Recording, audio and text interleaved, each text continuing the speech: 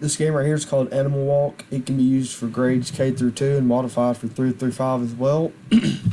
Right here, the equipment you're going to be using are cones, where you can use poly spots, have hula hoops set up, and bean bags. Game setup wise, right here are all the hula hoops. We use 6 hula hoops for this game, and you can have different stations, up to 4 to 5 stations, depending on how many students you have. Right here, we have 2 stations.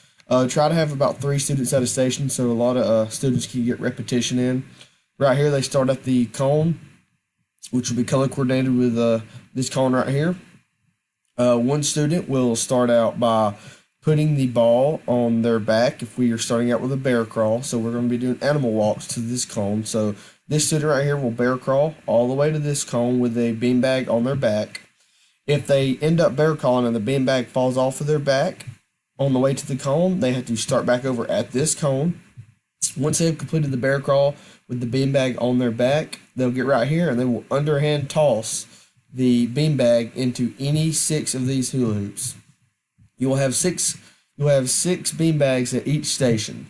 The objective is to have each hula hoop filled up with a beanbag. The first team to fill up the hula hoops with beanbags wins the game.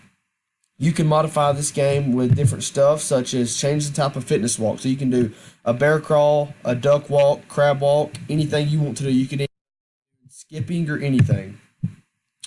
You can shorten the distance if it's hard for the students to walk with the beanbag on their head or their back and it keeps falling off. Or if it's too easy, you can lengthen the distance.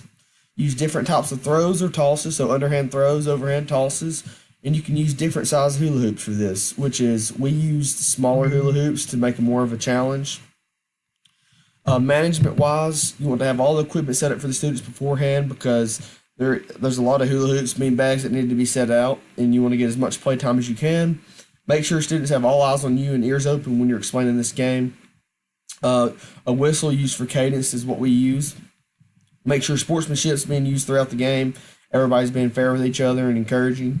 And have your students help you clean up the game after.